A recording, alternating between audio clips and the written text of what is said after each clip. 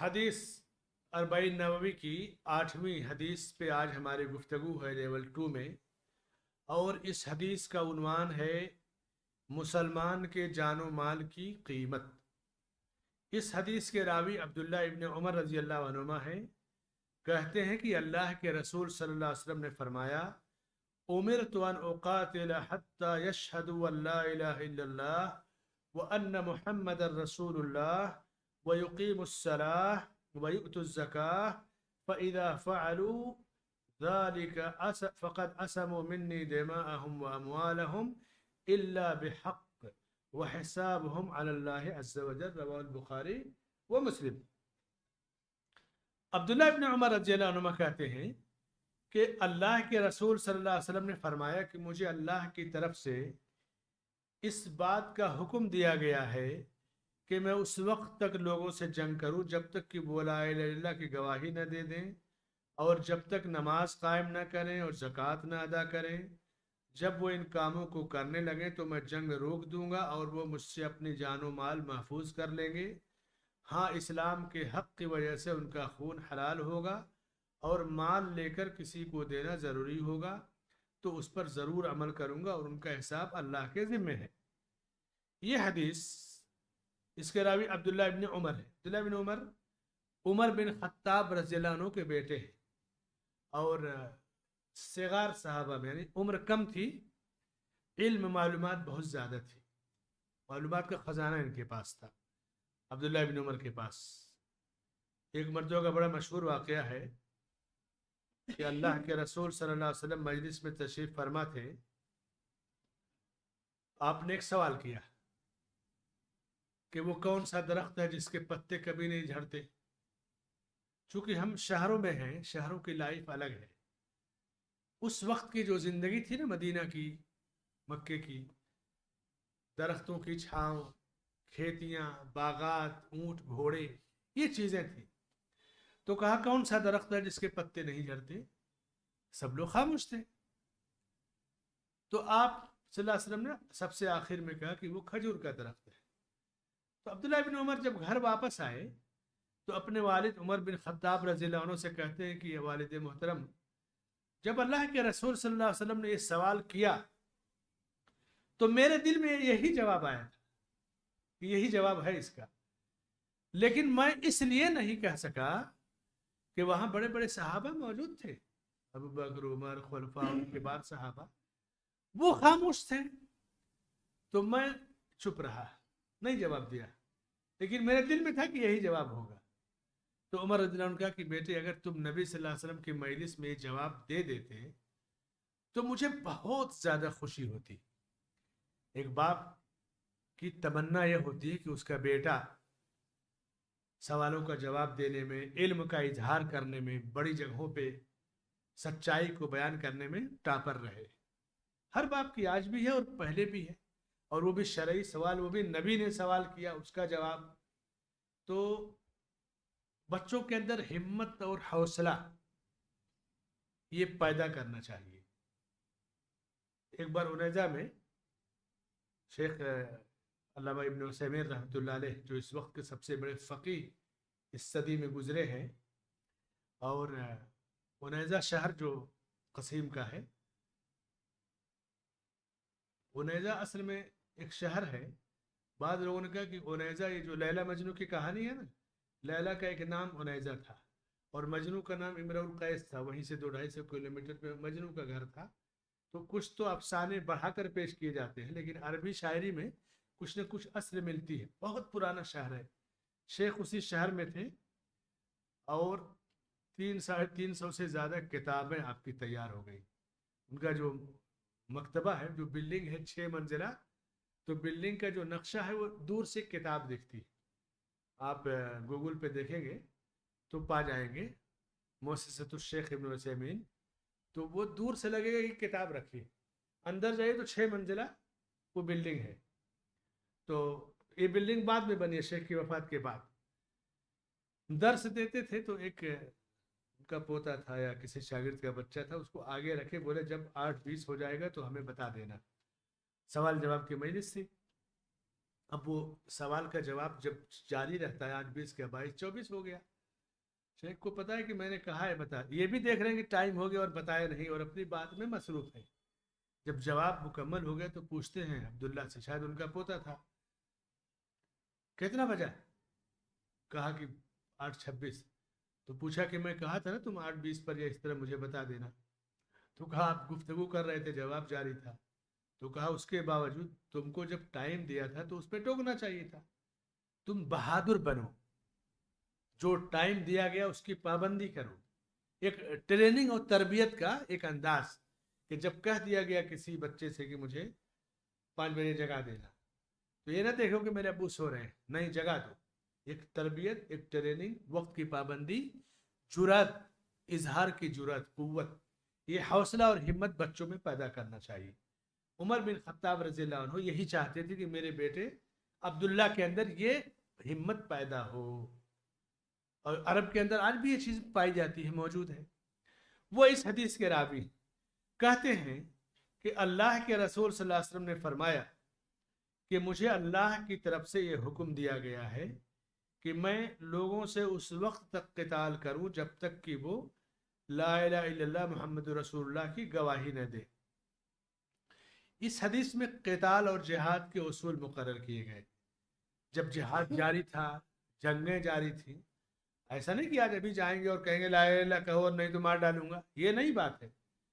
جو قتال جہاد کا دور تھا، یا آج بھی جاری ہو کہیں، یا قیامت کے پہلے، یا کبھی بھی مسلمان اس پوزیشن میں آئیں، تو اسلام کی تلقین اور تعلیم یہ ہے کہ پہلے بندے کو دیکھا جائے کہ یہ مسلمان ہے یا نہیں، کیونکہ کبھی کبھی غلط فہمی میں قتل ہو جاتا ہے۔ ایک بار ہوا یہ کہ اسامہ بن زید رضی اللہ عنہ نے کسی جنگ میں ایک مشرک کو پچھاڑ دیا، زمین پر گر گیا، اور زمین پر جب گر گیا دونوں ہاتھ اوپر کر لیا، چت ہو گیا، تو کہا کہ اشہد ان لا الہ الا اللہ واشہد ان محمد رسول اللہ۔ انہوں نے اسے قتل کر دیا۔ واپس آئے اور اللہ کے رسول صلی اللہ علیہ وسلم کے پاس کہنے لگے ایسا ایسا ہوا ہے۔ تو آپ نے بہت افسوس کیا، کہا اقتلتہ بعد ان یقول لا الہ الا اللہ، تم نے لا الہ الا اللہ کہنے کے بعد اس کو قتل کر دیا؟ کہا وہ تو تلوار کے ڈر سے کہا تھا، جان بچانے کے لیے۔ تو آپ صلی اللہ علیہ وسلم نے کہا کیا تم نے اس کا دل چیر کر دیکھا تھا؟ تمہیں کیا پتا کہ کیسے کہہ رہا ہے؟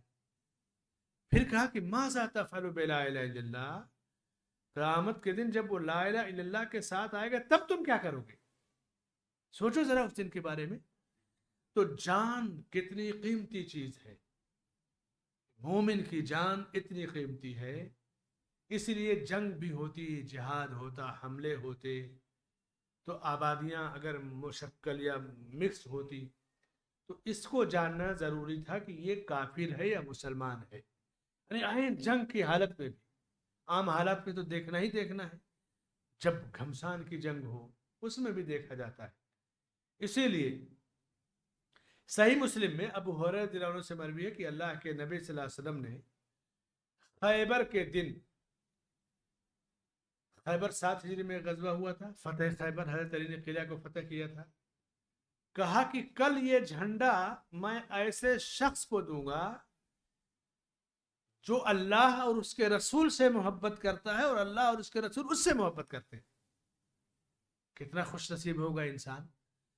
اللہ اور اس کے رسول سے محبت تو سب لوگ کرتے ہیں، لیکن اللہ اور اس کے رسول اس سے محبت کرتے ہیں، یہ معلومات کتنی بڑی ہے۔ جیسے ہم اللہ اور اس کے رسول سے محبت کرتے ہیں، لیکن اگر ہمیں یہ معلوم ہو جائے کہ اللہ اور رسول بھی ہم سے محبت کرتے ہیں، معمولی خوش نصیبی ہے۔ تو کہا کہ کل اس کے ہاتھ میں دوں گا جو اللہ اور اس کے رسول سے محبت کرتا ہے اور اللہ اور اس کے رسول اس سے محبت کرتے ہیں۔ عمر بن خطاب رضی اللہ عنہ کہتے ہیں کہ تمنا، قیادت کی تمنا میں نے اسی دن کیا، یہ خوش نصیبی کاش مجھے مل جائے۔ ایک برانڈ ہو جاتا ہے نا، اس کو جھنڈا ملا، اللہ اور اس کے رسول اس سے محبت کر رہے ہیں۔ سب لوگ حاضر تھے صبح، آئے گے پیچھے دائیں بائیں دیکھ رہے ہیں لوگ. آپ نے کہا کہ علی بن ابی طالب کا ہے, وہ نظر نہیں آ رہے. اس دن حضرت علی نہیں موجود تھے مجمع میں. کہا ان کی آنکھ میں تکلیف ہے, درد ہے, اس لیے وہ نہیں آئے. آپ نے کہا انہیں بلا کے لاؤ. بلا کے لایا گیا تو آپ صلی اللہ علیہ وسلم نے اپنا لعاب دہن ان کی آنکھوں میں لگا دیا, اور آنکھ میں جو سوجن تھی وہ ختم ہو گئی. اور پھر کہا کہ سنو, تم لوگوں سے اس وقت تک قتال مت کرنا جب تک کہ لا الہ الا اللہ محمد رسول اللہ کی گواہی دینے لگے, اور جب لا الہ الا اللہ محمد رسول اللہ کی گواہی دینے لگے تو ان کی جان, ان کا مال محفوظ ہو جائے گا. ان کا حساب اللہ کے ذمے, ظاہر میں کہیں چاہے اندر سے کہیں, ان کا حساب اللہ کے ذمے. تم ان کا حساب نہیں لوگے. کہہ دیا لا الہ الا اللہ, ختم معاملہ. مطلق طور سے کوئی کلمہ شہادت پڑھ لے تو اب وہ مسلمانوں میں شمار ہوگا. آپ اس کو غیر مسلم نہیں کہہ سکتے. ایک بار ایک غیر مسلم ہندوستان سے, یہ جو حلاق ہوتے نا باربر, نائی, غیر مسلم نائی تھا, مسلم پاسپورٹ پر کام کرنے لگا. ظاہر سی بات ہے کہ جب جان جائیں گے عرب کے غیر مسلم ہے تو بال نہیں کٹوائیں گے. تو یہاں پر نام بدلا اور مسلم رکھا اور پاسپورٹ پہ کام کرنے لگا. اقامہ بھی مسلم کا ہے. تو جب لوگ محلے کے, گاؤں کے, شہر کے جانتے ہیں نا کہ یہ تو نان مسلم ہے, دھیرے دھیرے خبر پھیل گئی کہ یہ تو غیر مسلم ہے. اور وہاں ظہر کی جب اذان ہوتی تھی لوگ مسجد میں جاتے ہیں, پھر ظہر بعد دکان کھلتی ہے, مغرب شام میں کھلتی ہے, تو مسلمانوں کے ساتھ مسجد بھی جاتا تھا. لیکن وہ یہ متحقق اور یقینی چیز تھی کہ غیر مسلم ہے. قاضی کے سامنے یہ معاملہ پیش ہوا. اس وقت میں وہیں پر تھا, اور جس عدالت میں پیش ہوا اس میں ٹرانسلیشن کے لیے مجھ کو ہی بلایا گیا تھا. گیا, پوری ڈیٹیل اس کے شہر کے لوگوں نے بتایا کہ غیر مسلم ہے. قاضی نے کہا کہ یہ بتاؤ, اس کا پاسپورٹ مسلمانوں کا ہے, اقامہ مسلمانوں کا ہے, اور یہ مسجد میں بھی جاتا ہے نماز پڑھنے, کہتا بھی ہے کہ مسلمان ہوں, تو تم کیسے اس کو غیر مسلم ثابت کرو؟ اس کے دل میں تو تم نہیں ہو رہا, کس بنیاد پر غیر مسلم کہو؟ عدالت پروف دیکھتی ہے نا. اب اگر وہ مرے گا بھی وہاں تو مسلمانوں کے قبرستان میں دفن کرنا پڑے گا. کس بنیاد پہ آپ اس کو غیر مسلم مانیں گے؟ اس لیے شریعت کا اصول ہے کہ ظاہر کو دیکھا جائے گا, وہ دنیا کے لیے گیا یا دین کے لیے. بعض جگہوں پہ قانونی جو مجبوریاں ایسی ہوتی ہیں کہ آپ چاہتے ہوئے بھی کچھ نہیں کر سکتے. قاضی نے کہا کہ پھر تو وہ مسلمان ہے, کیسے آپ کو فرق, جب وہ کہہ رہا ہے کہ میں مسلمان ہوں, مسجد میں بھی جاتا ہے, نماز پڑھتا ہے, اقامہ پاسپورٹ مسلمان کا ہے, گھر پہ غیر مسلم ہے پورا خاندان اور وہ بھی, لیکن وہاں مسلمان, آپ کس بنیاد پہ ثابت کریں گے؟ سمجھ رہے ہیں نا صورتحال کو. بعض دفعہ ایسا ہوتا ہے آدمی غیر مسلم ہے. ایک بار ایسا ہو کہ کورین آدمی تھا, کورین کمپنیاں ہوتی ہیں نا, تو پہلے بہت زیادہ گلف میں کوری تھے. ایک کوری اسلام لایا, اور ہم لوگ کے دعوت سینٹر کی آفسیں ہیں, دوسرے منزلے پہ تھی. کورین دائی کے پاس اسلام لایا اور نیچے اترا سیڑھی سے, عشاء کی اذان کا وقت ہو گیا تھا کہ چلے نماز پڑھیں. پہلے منزلے پر آئے, دھڑام سے گر گیا, ٹیک آ گیا, گر گیا اور مر گیا. اس کا پاسپورٹ غیر مسلم کا, اقامہ غیر مسلم کا, ویزا غیر مسلم کا, اور مر گیا. اور اسلام لے آیا, کوئی کاغذی کاروائی نہیں ہوئی, بس آفس پہ کلمہ شہادت پڑھا, یہ ہوا کہ نماز پڑھ کے آئیں گے تو پھر پیپر وغیرہ بنے گا.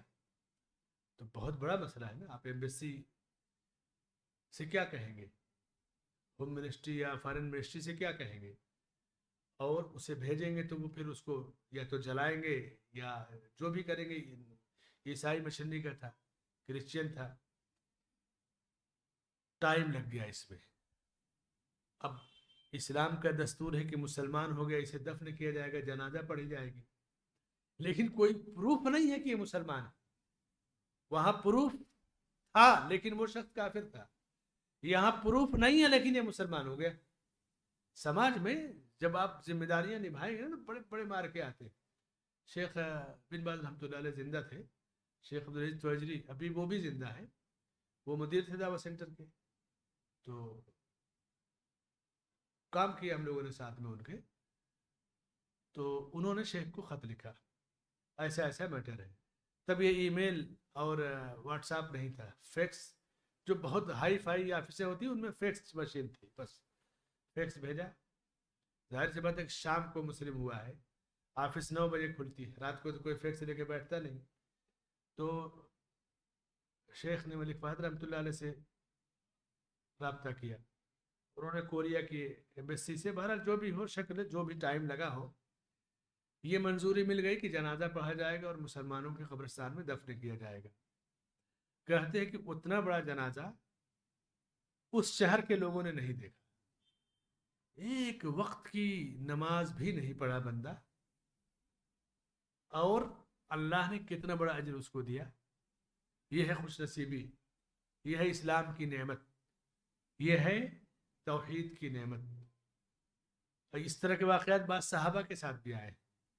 ایک صحابی بھی ایسے ہیں جو ایک وقت کی نماز نہیں پڑھے اور جنت میں چلے گئے. اس شہری میں ایک صحابی ہے, غزوہ احد میں تھے, تو زخمی ہو کے گر گئے. اور جب زخمیوں کو نکالا گیا تو وہ مسلمان جو فوجی تھے ان کی طرف سے تھے. لوگوں نے کہا تو کافر تھے, یہاں کیسے؟ کہا یہاں کیسے آ گئے؟ قبیلے یا خاندان کی حمایت میں, اور کوئی مقصد کا نہیں. جنگ کا اعلان ہوا, اسلام لایا اور چلا آیا.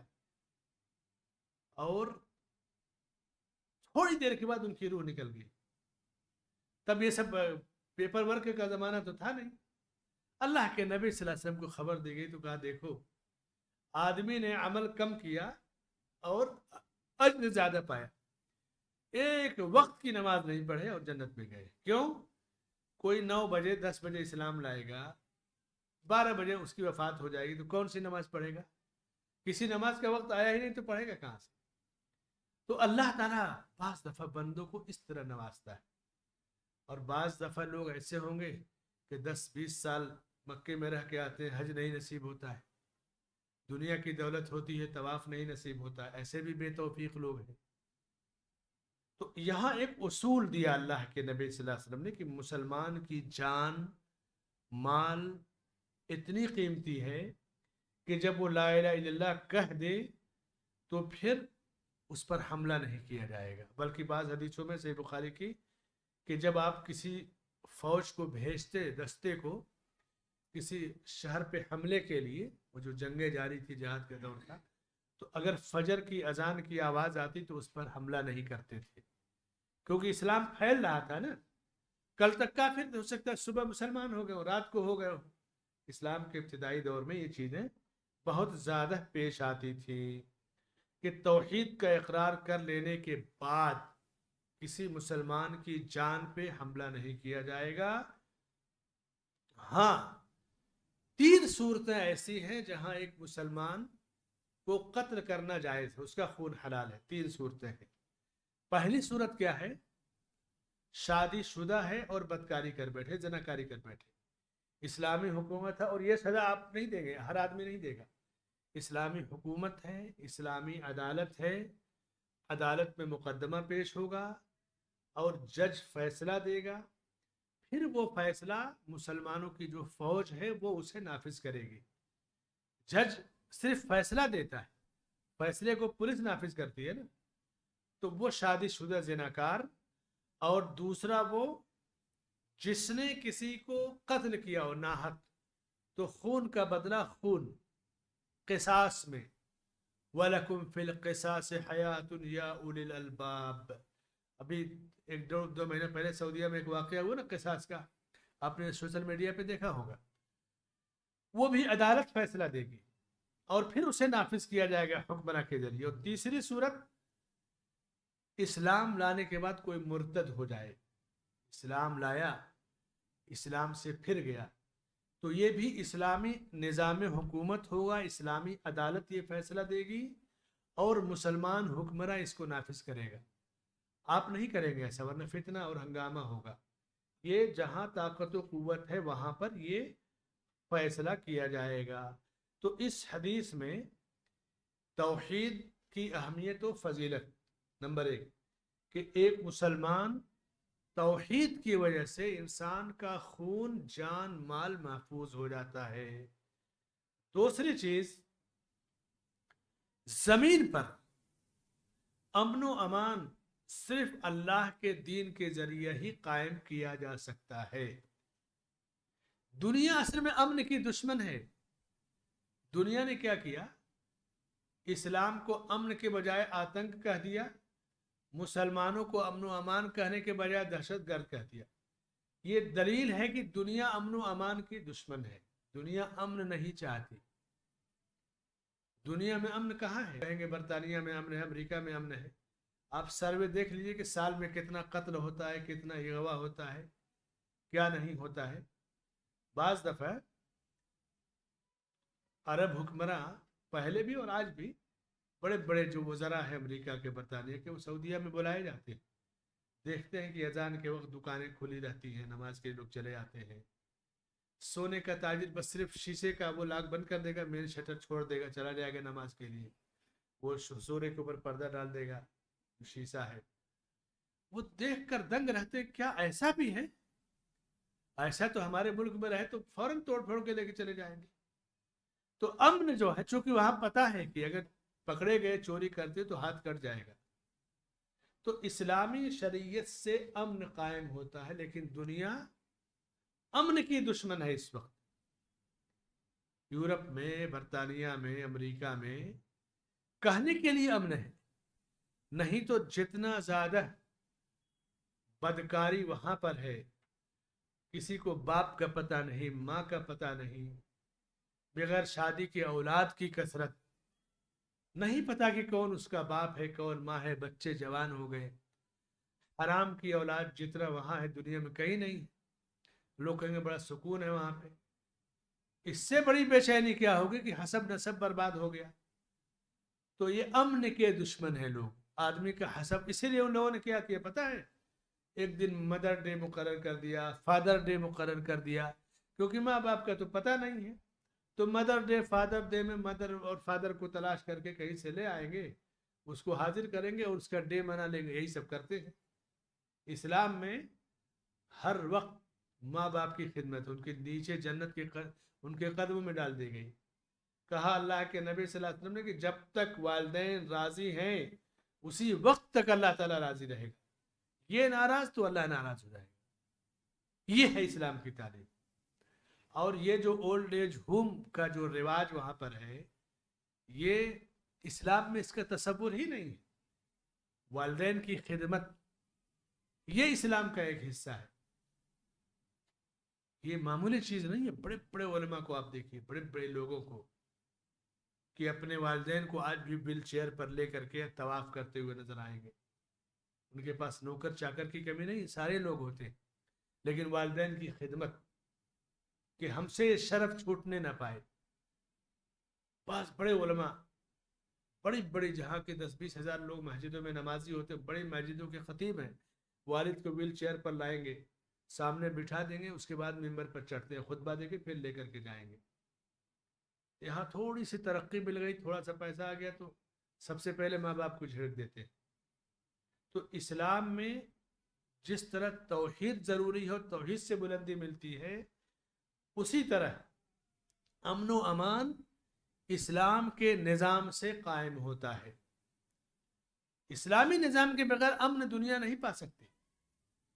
یہ وقتی طور سے جو امن ہے آج بھی برطانیہ اور دوسرے یورپی ملکوں میں جو سود کا نظام ہے اور وہ جو دوسرے نظام ان کے ہیں، دنیا بے چین ہے، پریشان ہے. آپ کو پتہ ہے مکے وغیرہ میں بعض دفعہ برطانیہ کی نیشنلٹی جو لوگ انڈیا سے پاکستان سے جا کے لے لیے، جب وہ کبھی فرصت میں ہوتے ہیں تو کہتے ہیں کہ ہم لوگ اب پچھتا رہے ہیں وہاں کی نیشنلٹی لے کر کے. کیوں بھائی؟ ہم لوگ تو سوچتے لندن بڑی اچھی جگہ ہے. کہتے ہیں نہیں، اچھی جگہ کھانے پینے رہنے کے لحاظ سے ہے. ہم لوگ اپنے ماحول میں تھے تو ہم اپنے کو بچا لے گئے، لیکن ہماری اولاد اور ہماری اولاد کی گارنٹی نہیں کہ وہ یہودی رہے گی یا عیسائی رہے گی. ہماری بیٹیاں یہودیوں کے گھروں میں جائیں گی یا عیسائیوں کے، اس کی کوئی گارنٹی نہیں، کیونکہ وہ آزاد ہے 18 سال کے بعد، آپ کچھ نہیں کر سکتے.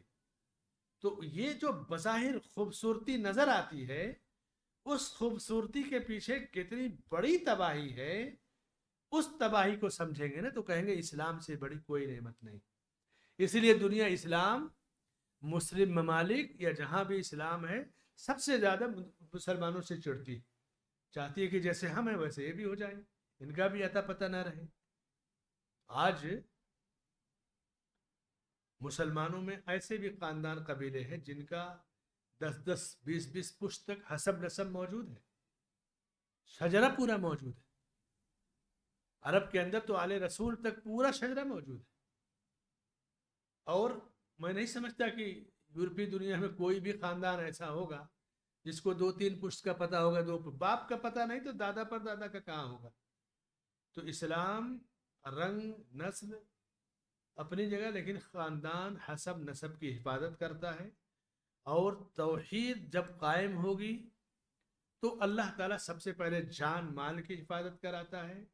شریعت نافذ ہوگی تو حسب نسب خاندان ساری چیزوں کی حفاظت کراتا ہے. اور اس کے بعد پھر حساب کتاب اللہ کے ذمہ ہے، کوئی کسی کا حساب کتاب کا مالک نہیں ہے. حدیث کا پہلا فائدہ کیا بیان کیا؟ دوسرا فائدہ زمین پر امن و امان. تیسرا فائدہ جب جہاد فرض ہو جائے تو جہاد کرنا فرض ہے.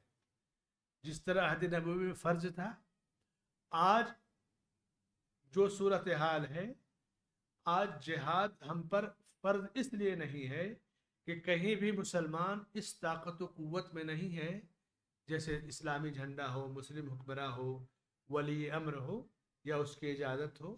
تو یہ فرض ہم سے اس وقتی طور سے ساقط ہے. یہ جو نوجوان جذبات میں آ کے اپنی جان برباد کرتے ہیں، ماں باپ گھر بار کی بربادی کا سبب بنتے، یہ سب نادانی ہے. جب فرض ہے تو اس فریضے کو ادا کیا جائے گا. جہاد کے نام پہ داعش فائش حزب اللہ اور نصر اللہ تنظیم اور کیا کیا، یہ جو جیش محمد لشکر طیبہ، یہ سب فضول تنظیمیں، یہ سب ایسے ہی خون خرابے والی تنظیمیں. اسلامی جہاد نہیں کہا جائے گا ان کو. چوتھا فائدہ، زمین پر امن و امان اللہ کی شریعت ہی سے نافذ ہو سکتا ہے.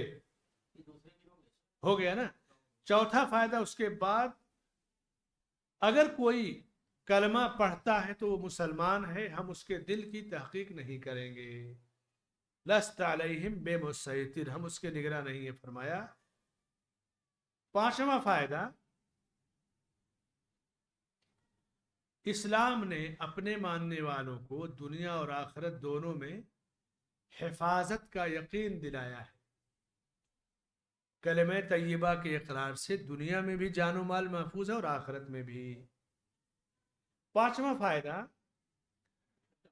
چھٹا فائدہ، آخرت کے دن پر ایمان لانا واجب ہے.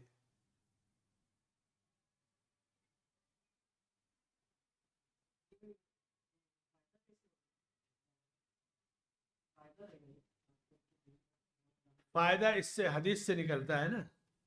یہ حدیث، ایک منٹ، حدیث میں کیا ہے فائدہ؟ مسئلہ کیا ہے کہ فَإِذَا فَعَلُوا ذَلِكَ عَصَمُوا مِنِّي وَحِسَابُهُمْ عَلَى اللَّهِ عَزَّ وَجَلَّ. اسی سے مسئلہ نکلتا ہے نا کہ آخرت کے دن پر ایمان لانا ضروری ہے. سمجھ گئے نا فائدہ؟ تب نقصان ہوگا.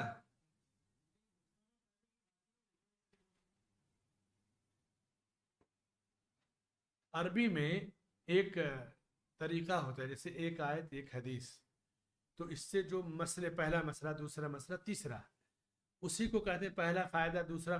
ہر مسئلہ فائدہ ہے تو اس کو یا تو فائدہ کہیے یا مسئلہ کہیے. اگر وہ چیز فقہی ہے، نماز زکوٰۃ روزے حج، تو کہیں گے یہ مسئلہ نمبر 1 مسئلہ نمبر 2. اگر وہ معلوماتی ہے، نالج ہے، تو کہیں گے فائدہ بینیفٹ 1 2 3. تو یہ نالج والی چیز ہے نا، یہ فائدے والی چیز ہے. ٹھیک ہے.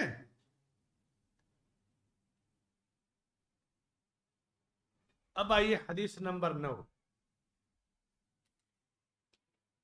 اس حدیث کے راوی ابو ہریرہ رضی اللہ عنہ فرماتے ہیں کہ اللہ کے رسول صلی اللہ علیہ وسلم سے میں نے سنا ہے، آپ فرماتے تھے کہ ما نہیتکم عنہ فاجتنبوہ وما امرتکم بہ فأتوا منہ ما استطعتم فإنما اہلک الذین من قبلکم کثرت مسائلہم واختلافہم علی انبیائہم، کہ میں نے تمہیں جن چیزوں سے روک دیا ہے ان سے بچو، اور جن باتوں کا حکم دیا اسے جہاں تک استطاعت ہو بجا لاؤ، خواہ مخواہ فضول سوالات میں مت پڑو، اس لیے کہ تم سے پہلی امتوں کے لوگ زیادہ سوال کرنے اور انبیاء کے طرز عمل کی مخالفت کی وجہ سے ہلاک ہو گئے. یہ حدیث نمبر 9 ہے. حضرت ابو ہریرہ اس کے راوی ہیں، صحابی رسول، ان کا نام عبد الرحمن تھا. ہریرہ جو ہے ہر بلی کے بچے کو کہتے ہیں، اور چھوٹے بچے کو ہریرہ کہیں گے، اور ہر تو ان کو بلی کے بچوں سے بڑا پیار تھا. تو آپ صلی اللہ علیہ وسلم نے ان کو ایک بار کہا ابا ہر، یعنی بلی سے اتنا پیار ہے تب تو تم بلی کنیت رکھ دیے. جیسے حضرت علی رضی اللہ عنہ ایک بار آئے اور مسجد میں مٹی پر سو گئے، فرش چٹائی نہیں تھی، تو آپ نے کہا قم یا ابا تراب، اے مٹی کے باپ اٹھو، یعنی مٹی سے اتنی محبت ہے تم کو. تو حضرت علی کو یہ لقب بڑا پسند آیا. حضرت ابو ہریرہ کو کہتے ہیں کہ میرے نام سے زیادہ مجھ کو یہ نام آپ صلی اللہ علیہ وسلم نے جس نام سے مجھے پکارا یہ پسند آیا، کہ نبی کسی نام سے پکارے تو بہت بڑی چیز ہے نا. تو یہ چیز ہے. 7 ہجری میں خیبر کے ساتھ اسلام لائے تھے، خیبر کے موقع پہ، اور اس کے بعد مستقل اللہ کے نبی صلی اللہ علیہ وسلم کی خدمت پہ رہتے تھے، اور 57 ہجری میں آپ کی وفات ہوئی. 7 میں اسلام لائے، 57 اسلام کے بعد 50 سال زندہ تھے. 5374 حدیثوں کو بیان کیا انہوں نے، کیونکہ مستقل اللہ کے نبی صلی اللہ علیہ وسلم کی خدمت میں رہتے تھے. اس حدیث کا جو بنیادی موضوع ہے، دین میں تشدد اور زیادہ سوال کرنا منع ہے. تشدد سمجھتے ہیں نا، کڑک سخت ہو جانا، اور فضول سوال کرنا منع ہے. ایک بار جب آپ صلی اللہ علیہ وسلم نے کہا کہ لوگوں تم پر حج فرض کر دیا گیا ہے، پہلی بار، حج اس سے پہلے نہیں فرض تھا. ایک صحابی نے سوال کر دیا کہ ہر سال فرض ہے یا اسی سال؟ تو آپ خاموش تھے. آپ نے فرمایا کہ اگر میں کہہ دیتا کہ ہر سال تو فرض ہو جاتا، اور تم طاقت نہیں رکھتے. اگر ہر سال حج فرض ہو دنیا میں کون کر پائے گا؟ زندگی میں ایک بار ہے تب تو بڑی مشکل سے آدمی کر پاتا ہے، ہر سال کیسے ہوگا؟ تو سوال ہر جگہ نہیں کیا جاتا ہے. حج فرض ہو گیا ٹھیک ہے، کیسے کرنا ہے، کیا اس کی وجہ ہے، اس کی صورت ہے، وہ جاننا چاہیے. اللہ کے رسول صلی اللہ علیہ وسلم صحابہ کو فضول سوالات سے منع کرتے تھے. فرماتے ہیں کہ ہم لوگ مجلس میں بیٹھے رہتے، کبھی کبھی ہم چپ چاپ رہتے، سوال نہیں کرتے. کوئی دیہات سے بدو آئے اور وہ سوال کرے اور ہمیں بھی کچھ معلومات ہو جائے، یعنی اتنا احترام کرتے کہ سوال سے ڈرتے تھے. اور صحابہ کبھی بھی ایسا سوال کرتے ہی نہیں تھے جو چیز سامنے نہ ہو. جیسے ہمارے فرضی سوال کریں گے نا، ایسا ہو گیا تو کیا کرنا ہے، ایسا ہو گیا تو کیا کرنا ہے. کبھی صحابہ ایسا سوال نہیں کرتے تھے. اسی لیے علماء نے سوال کی 3 صورتیں بیان کی. پہلی صورت سوال کی جو مستحسن، یعنی اللہ کو پسند ہے. صحابہ یہ سوال کرتے تھے. وہ سوال کیا ہوتا تھا؟ عمل کی خاطر، مسائل کو جاننے کی خاطر سوال کرنا اللہ کو پسند ہے. جیسے آپ نے کہا فتنے آئیں گے، صحابہ نے پوچھا ان سے ہم کیسے نکل پائیں گے. حج کے احکام، مسائل، نماز کے مسائل، طہارت کے، علم معلومات اور عمل کے لیے سوال کرنا یہ صحابہ کی جو ہے عمل تھا، یہ چیز اللہ کو پسند ہے۔ دوسری صورت سوال کی ہوتی تھی، یہ بھی چیز مناسب ہے کہ آدمی جواب جانتا ہے لیکن اسے پتا ہے کہ مجلس میں کچھ لوگ ایسے ہیں جو سوال نہیں کریں گے، حیا محسوس کریں گے، تو وہ سوال کر دیتا ہے تاکہ سوال کرنے سے جواب ملے اور چپ رہنے والوں کو بغیر پوچھے جواب مل جائے۔ بعض لوگ ہوتے ہیں کہ پوچھتے نہیں کہ کہیں میری ہنسی نہ ہو جائے، کوئی برا نہ مان جائے، تو اگر آپ ایسے لوگوں کو جانتے ہیں تو ان کا سوال آپ دوسرا کوئی کر سکتا ہے۔ علم سکھانے کے لیے، دوسروں کو سمجھانے کے لیے سوال کرنا، جیسے حدیث جبریل میں ہے نا، جبریل علیہ السلام انسان کی شکل میں آئے اور کہا کہ یا محمد اخبرنی عن الاسلام، اسلام کے بارے میں بتائیے، ایمان کے بارے میں بتائیے۔ جب آپ نے بتایا تو کہا صحیح بتایا آپ نے، صدقت۔ پوری حدیث تو آپ سن چکے نا، پہلی حدیث، دوسری حدیث۔ جبریل کو کیا پتہ نہیں تھا؟ سب کچھ پتہ تھا، لیکن آپ نے کہا کہ اتاکم لیعلمکم دینکم، یہ اس لیے آئے تاکہ ان سوالوں کے جواب کے ذریعے تمہیں دین سکھا سکے۔ تو یہ دوسری صورت سوال کی ہے، یہ بھی پسندیدہ اللہ کی۔ تیسری صورت سوال کی ہے جو یہود کا طریقہ تھا، مشرکین کا، کہ آدمی اس لیے سوال کرتا ہے کہ عالم یا مفتی کو الجھا دے کہ دیکھے تو کتنا جانتے ہیں۔ ایک مرتبہ یہود نے اللہ کے نبی صلی اللہ علیہ وسلم سے 3 سوالات کیے، اصحاب کہف کے بارے میں، ذوالقرنین کے بارے میں، روح کے بارے میں۔ تو آپ نے کہا کہ میں کل بتاؤں گا، اور آپ نے انشاءاللہ نہیں کہا، بھول گئے۔ تو کئی دنوں تک وحی رکی رہی، پھر اللہ نے سوالوں کا جواب اتارا اور کہا کہ اب کسی چیز کا وعدہ کریں تو کہہ دیں کہ انشاءاللہ، انشاءاللہ مت بھولا کیجیے۔ تربیت بھی کی اللہ نے، سوالوں کا جواب بھی عطا کیا۔ تو امتحان لینے کے لیے یہ تیسری صورت جو اللہ کو ناپسند ہے، یہود کی صفت ہے۔ اور ایک چوتھی صورت جو سماج میں ہے کہ جو مسائل پیش نہیں آئے ہیں، فرضی سوال کرنا، جیسے ہمارے لوگ پوچھیں گے نا، کہیں آگ لگ گئی ہو، کوئی عورت جل گئی ہو اور پتہ نہ لگے کہ عورت مسلم ہے یا غیر مسلم، تو اس کو کیا کریں گے، جنازہ پڑھیں گے یا جلا دیں گے؟ پوچھتے ہیں نا یہ سوال، عورت کو کیسے پہچانیں گے جلنے کے بعد؟ اگر ان سے پوچھو کہ کیا ایسا ہوا ہے کہیں، تو کہیں گے نہیں، پوچھ رہا ہوں تاکہ وقت پر کام آئے۔ ایسا ہی کرتے ہیں نا لوگ۔ امام احمد بن حنبل رحمۃ اللہ علیہ سے جب کوئی اس طرح کا سوال کرتا تو پوچھتے کہ کیا ایسا ہوا ہے؟ کہتے نہیں اس لیے تاکہ وقت پر کام آئے، تو کہتے جب اللہ یہ مصیبت لائے گا اسی وقت اس کا جواب بھی لے کر کے آئے گا۔ جب یہ مشکل پیدا ہوگی تو اس وقت اس کا جواب بھی آئے گا۔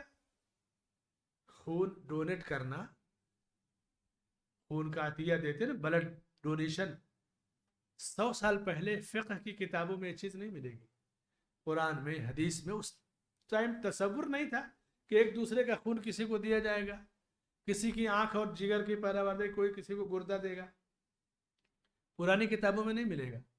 لیکن جب یہ مسائل آئے تو وہ ان کا جواب بھی آیا کہ نہیں۔ فرضی سوال نہیں کرنا چاہیے۔ ایک آدمی ایک بار بہت پہلے سوال کرنے کا عادی تھا، کوئی بھی عالم سوال کرتا تھا تو جاتا تو ایک ہی سوال، موسیٰ علیہ السلام کی دادی کا نام کیا تھا؟ ارے بھائی تم کو موسیٰ علیہ السلام کی دادی سے کیا لینا ہے؟ تو ٹیچر تھے، پڑھے لکھے تھے، جاہل آدمی نہیں تھے، ٹیچر تھے، پڑھے لکھے تھے۔ ایک بار ایسے مل گئے، مجھے نہیں پتا کہ یہ سب سے یہی سوال کرتے ہیں، تو پوچھ دیا۔ تو میں نے کہا کہ یہ بتائیے، پہلے آپ اپنی دادی کا نام بتائیے۔ تو دائیں بائیں دیکھنے لگے، بولے میں جو پوچھ رہا ہوں وہ بتاؤ۔ میں نے کہا میں بھی تو سوال کر رہا ہوں، اب اپنی دادی کا نام بتائیں۔ نہیں بتایا۔ میں نے کہا جب آپ اپنی دادی کا نام نہیں جانتے تو موسیٰ علیہ السلام کی دادی سے آپ کو کیا لینا دینا ہے؟ تو بعد میں لوگوں نے کہا کہ سب سے یہ اسی طرح کا سوال کرتے ہیں، اور ناراض ہوں گے، غصہ ہوں گے، جو بھی ہوں گے، لیکن شریعت کا ایک اصول ہے کہ ہر سوال کا جواب فوراً نہیں دیا جاتا ہے نا، کبھی کبھی سوال کرنے والے سے سوال کیا جاتا ہے تاکہ اس کے اندر کوئی چیز ہے تو وہ نکلے. یہ تو سنت سے ثابت ہے نا، حدیثیں بار بار آپ نے سنی ہوں گی. اللہ کے نبی صلی اللہ علیہ وسلم سائل سے ہی سوال کرتے تھے، بعض دفعہ اسی سوال میں جواب مل جاتا تھا، بعض دفعہ سوال کرنے سے اس کے ذہن کو موڑ دیتے تھے. تو فضول سوال یہ اللہ کو پسند نہیں. آپ کو موسیٰ علیہ السلام کی دادی سے کیا لینا دینا؟ موسیٰ علیہ السلام پیغمبر ہیں، ان پر ایمان لانا واجب ہے، ان کی کتاب پر ایمان لانا، اس کے علاوہ تو ہمیں اور کچھ نہیں حکم دیا گیا ہے. ان کی دادا دادا پر دادا سے کیا لینا دینا ہے؟ انبیاء پر ایمان لانا واجب ہے، آسمانی کتابوں پر ایمان لانا واجب ہے. تو جتنا واجب اور فرض ہے اتنی ہی کی معلومات رکھیے نا. اپنا حسب نسب آپ جانیے. عرب کے اندر آج بھی دستور ہے، بعض فارم ایسے آئیں گے کہ اس میں نسب اسم ربائی لکھیں گے، یعنی باپ دادا پردادا اور اس کے بعد 4 پشت کا نام ہونا ضروری ہے. یہ تو عام ہے، 2 نام باپ بلدیت اور 3 نام تو عام ہے، لیکن 4 ایک دم کمپلسری ہے بعض فارموں میں. اور اس کے بعد باپ کے حوالے سے اور دادا اور پھر نانا، اور نانا کے بعد ان کے نانا یعنی ماں کے حوالے سے بھی 4 پشت. عربوں کو حسب نسب یاد ہے اور ایسا ہوتا بھی ہے. فضول سوال نہیں کرنا چاہیے، اپنا نسب جانے آدمی، جو چیزیں اس کے مقصد کی نہیں اس کو چھوڑ دے. تو اللہ کے رسول صلی اللہ علیہ وسلم نے فضول سوال سے منع کر دیا. اور جب سلف صالحین سے کوئی پوچھتا تھا فرضی سوال تو کہتے کہ جب یہ واقع ہوگا تو ہم اجتہاد کریں گے اور اللہ اس کا جواب عطا فرمائے گا. امام اوزاعی رحمہ اللہ کہتے ہیں کہ جو شخص جب کسی کے علم کی برکت ختم ہو جاتی یا اللہ کسی کو علم کی برکت سے محروم کرنا چاہتا ہے تو اس کی زبان پر فضول اور گندے سوالات جاری کر دیتا ہے. فضول گندے سوالات یہ علم سے محرومی یا علم کی برکت سے محروم کیے جانے کی ایک علامت ہے. اور عمل کے لیے جو سوال کیا جاتا ہے یہ علم کی برکت ہے، یعنی علم کا اثر ہو رہا ہے بندے پر اور عمل کرنا چاہتا ہے.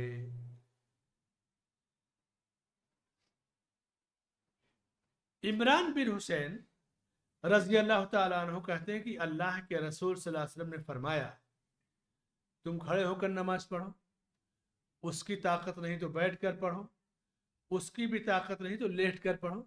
ایک حدیث مل گئی آپ کو. اب اس کے بعد کوئی کھڑے ہو کر نہیں پڑھ سکتا تو بیٹھ جائے، بیٹھ نہیں تو لیٹ جائے. اب آپ اس میں 70 قسم کا سوال لائیں کہ میں ایک ٹانگ پر پڑھوں کہ 2 ٹانگ پر پڑھوں، لٹک کر پڑھوں، لیٹنا ہے تو دائیں لیٹوں کہ بائیں لیٹوں.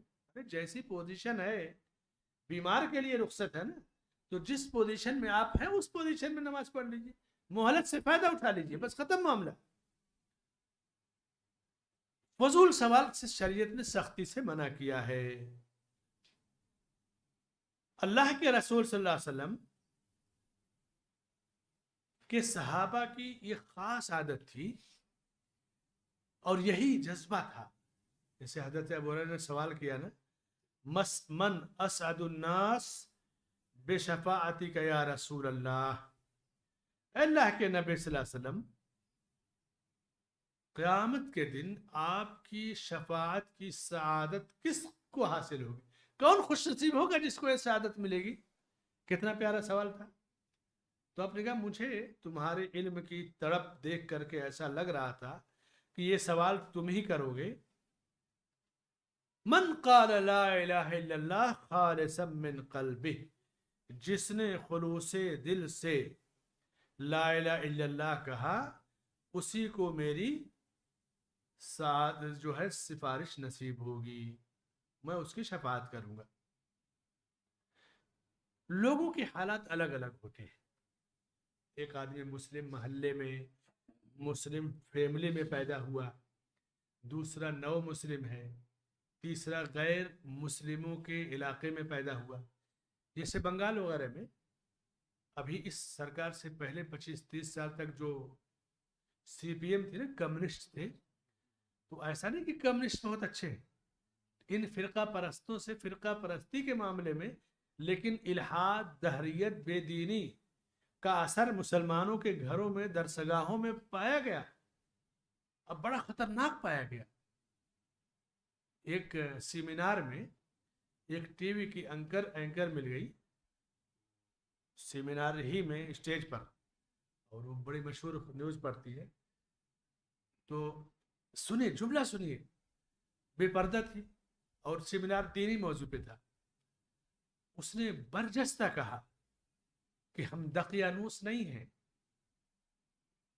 ہم قدیم خیال کے نہیں ہیں، قدامت پسند نہیں ہیں کہ ہم اپنے چہروں کو ڈھانک کر رکھے، پردہ رکھے، ہم آزاد خیال کے لوگ ہیں۔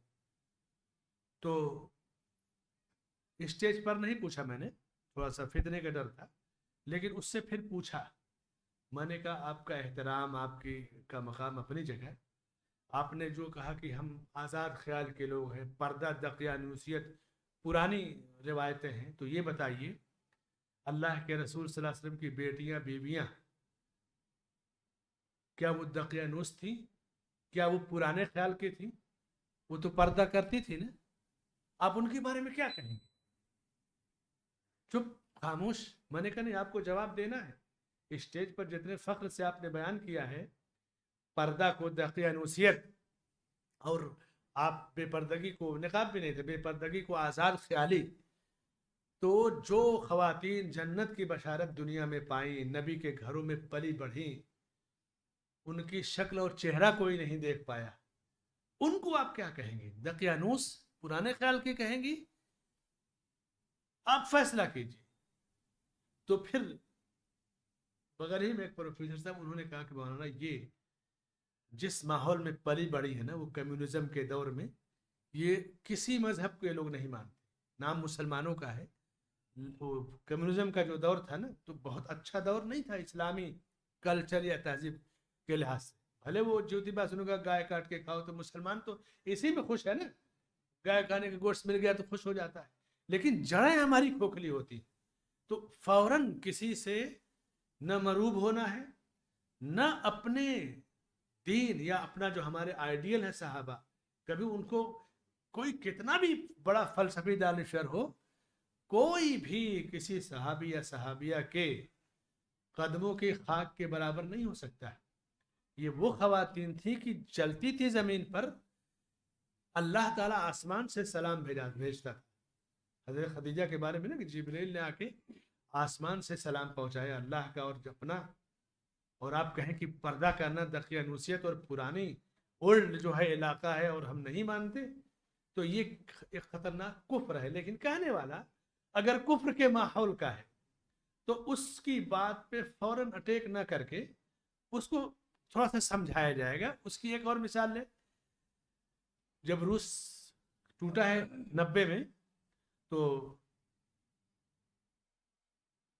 عرب کے بعض علماء روس گئے۔ عرب کو ایک خوبی ہے کہ اللہ نے دولت دی تو پوری دنیا میں وہ پہنچ جاتے ہیں، پوری دنیا میں دعوت کا کام کرتے ہیں۔ غزہ جس پہ آج بمباری ہو رہی ہے نا، میں سمجھتا ہوں کہ کئی عربوں کو تو میں جانتا ہوں غزہ میں کتنی مسجدیں انہوں نے بنایا ہے۔ اسرائیل توڑتا ہے، چاہتا ہے کہ ان کی مسجدیں، درسگاہیں ختم کر دیں، تو وہ لڑ تو نہیں سکتے کیونکہ عربوں کے پاس فوجی طاقت نہیں ہے، لیکن جو بھلائی کا کام کر سکتے وہ کریں۔ یہ دنیا بیوقوف ہے نا جو کہتی ہے عرب کچھ نہیں کرتے۔ 10 سے 15 منٹ نہیں لگے گا، اگر امریکہ برطانیہ آرڈر دے دیں تو پورے گلف کو صاف کر دیں گے۔ اور وہ لڑائی اسرائیل سے نہیں ہے، اسرائیل تو 93-94 لاکھ کی تعداد ہے اس کی، 1,20,00,000 تو صرف فلسطینی ہے۔ اگر اسرائیل کے ساتھ جنگ میں کوئی عرب آ گیا تو وہ تو دنیا چاہتی ہے ایک بہانہ، 10 سے 15 منٹ میں پورے عرب کو صاف کر دیں گے۔ اور عرب اس کمزوری کو سمجھتے ہیں کہ لڑائی ہم اگر اسرائیل کو چاہیں تو ختم کر دیں، مگر سامنے اسرائیل 92-93 لاکھ ہے، اور امریکہ ہے، فرانس ہے، برطانیہ ہے، روس، سب تو اسی کے ساتھ کھڑے ہیں۔ 10 لاکھ ہندوستان سے لوگ اسرائیل میں جا کے بسے ہیں۔ کتنے؟ 10 لاکھ۔ یہ BBC لندن کی نیوز ہے۔ اور اسرائیل ایسا ملک ہے کہ آپ اس کی شہریت لیں گے तो इंडियन नेशनलिटी आपकी कैंसिल नहीं होगी। बाज़ मुल्कों की डबल शहरियत आप रख सकते हैं ना, 7 8 10 मुल्क हैं, उनमें इसराइल भी है। तो अगर कोई सियासी लीडर कह दे कि हमारी हमदर्दियां इसराइल के साथ हैं, तो आपको बेचैन नहीं होना है। उसका खून है, उसका ख़ानदान है, सब है, वो उसका सियासी बयान है, लेकिन आपका ईमान फ़िलिस्तीन के साथ होगा, क़िबले ऊला के साथ होगा। हमारी हमदर्दी, जान माल और सारी कुर्बानियाँ फ़िलिस्तीनी अवाम मुसलमानों के साथ होंगी। किसी के बयान से हमें घबराना नहीं है, न तो उससे टकराना है। भाई वो जिस पोस्ट पर है वो उसका काम है, वो हमारे दिलों पे तो नहीं कब्जा करेगा, ईमान तो नहीं छीन रहा है, कमजोरी है, फौजी लिहाज से मुसलमान कमजोर है, इसलिए वो सामने खड़े नहीं हो सकते। मगर एक बेवकूफ़ों का एक बड़ा तबका अरबों को गाली देगा, लगेगा कि उसी में, उन्हें क्या पता कि कितनी बड़ी ताकत है उनके पास, क्या है 93 लाख, कोई बड़ी तादाद नहीं। खुद फिलिस्तीनी 1 करोड़ 22-23 लाख, लेकिन वो 93 लाख को खड़ा किया गया है अरबों के मुकाबले में। उसके पीछे लाखों की करोड़ों की फौज, अमेरिका की, बरतानिया की, रूस की, ये सब कुफ्र की फौज खड़ी है। वो तो चाहते हैं कि ऐसा हो कि अरब ममालिक जंग में शरीक हो, 10 मिनट में साफ कर देंगे अरबों को, और अरब इस पोजीशन को जानते हैं। मगर पता नहीं क्यों दुनिया क्यों नहीं जानती इस सच्चाई को, समझ रहे हैं ना। इसलिए हालात को जानना चाहिए, सूरत हाल को जानना चाहिए, फजूल सवाल में नहीं पड़ना चाहिए। इस हदीस का बुनियादी मौजू फजूल सवाल, ये ईमान की तबाही का है, सबब है, इल्म से बुनियादी इल्म से महरूमी का सबब है। और आज हम फजूल सवालात ज़्यादा करते हैं। इस हदीस से जो चंद मसाइल साबित होते हैं, पहला मसला कि हलाल और हराम अल्लाह की तरफ से मुकर्रर है। हलाल और हराम अल्लाह की तरफ से मुकर्रर है, इसमें बंदे को कोई इख्तियार नहीं। फरमाया कि मैं जिस चीज़ का हुक्म दूं उससे बजा लाओ, जिस चीज़ से रोक दूं उससे रुक जाओ। तो जो भी चीज़ें हैं हलाल और हराम, ये कानून आसमान से उतरा है। हम अपने से कोई चीज़ हलाल और हराम नहीं कहेंगे। कोई चीज़ अगर हलाल है मगर उसके इस्तेमाल में फितना है, तो हम उस हलाल को हराम समझकर नहीं छोड़ेंगे, फितने से बचने के लिए छोड़ेंगे। जैसे गाय का गोश्त है, हलाल है, लेकिन मुल्की कानून के लिहाज से एक बड़ा फितना हंगामा है, तो हम फितने से बचाव के लिए छोड़ देंगे। बंदर का गोश्त है, आपको पता है बहुत पहले हिंदुस्तान एक कानून बनाने जा रहा था कि बंदर को हलाल कर दिया जाए। तो क्या हिंदुस्तान कानून बना देगा पार्लियामेंट में तो बंदर हलाल हो जाएगा? हलाल हराम अल्लाह की तरफ से। हम फितने से बचने के लिए, मोर का गोश्त है जैसे, कौमी परिंदा है ना, आप उसको अगर खा लेंगे, काटेंगे, ज़बह करेंगे तो बहुत बड़ा एक जुर्म है, हलाल है। जहां नहीं कानून है वहां जाकर के आप खाइए। कानून की मुखालफत से अगर आप फितने में फंसे, जेल में जाएं, परेशान हो, तो आप हलाल चीज को भी तर्क कर देंगे, कोई हरज नहीं। और हराम तो हराम ही है, क्योंकि हम जिस मुल्क में हैं ये इस्लामी मुल्क नहीं है ना, तो हमें इसके भी आदाब, इसमें जीने और रहने के आदाब को भी जानना चाहिए। दूसरा मसला, अल्लाह की रहमत बहुत वसी है। तीसरा मसला, अल्लाह ताला अपने बंदों पर आसानी करता है, सबसे ज्यादा आसानी चाहता है। चौथा मसला,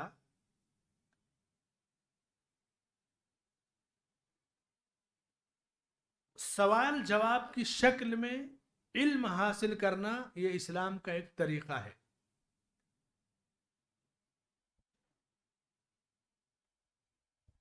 पांचवा मसला, फजूल सवाल इंसान की तबाही का एक रास्ता है। छठा मसला, ऐसा सवाल जिससे इख्तिलाफ बढ़े या फितना फैले, तो हर सवाल हर जगह नहीं किया जाता है। बाज सवालात मजलिस में करने के हैं, बाज पर्सनल करने के हैं, तो सवाल करने का भी मौका महल होता है, उसको देख करके किया जाएगा। ये चंद मसाइल इस हदीस से साबित होते हैं। اللہ سے دعا ہے کہ اللہ تعالی ہمیں علم نافع عطا فرمائے، عمل صالح کی توفیق عطا فرمائے، اور وقت حالات کی نزاکت کو سمجھ کر کے ہمیں زندگی گزارنے کی توفیق عطا فرمائے۔ کوئی بھی مسئلہ یا قدم ایسے جذبات میں ہم نہ اٹھائیں کہ اس سے ہم یا ہمارے بچے یا ہمارا خاندان یا ہمارا ملک یا ہمارا دین یا اسلام رسوائی یا بدنامی کا سبب بنے۔ ساری چیزوں میں اللہ کے نبی صلی اللہ علیہ وسلم اور آپ کے صحابہ کا آئیڈیل ہمارے سامنے ہونا چاہیے۔ اللہ ہمیں اس کی توفیق بخشے، آمین۔ وصلی اللہ علی نبینا محمد وعلی آلہ وصحبہ اجمعین۔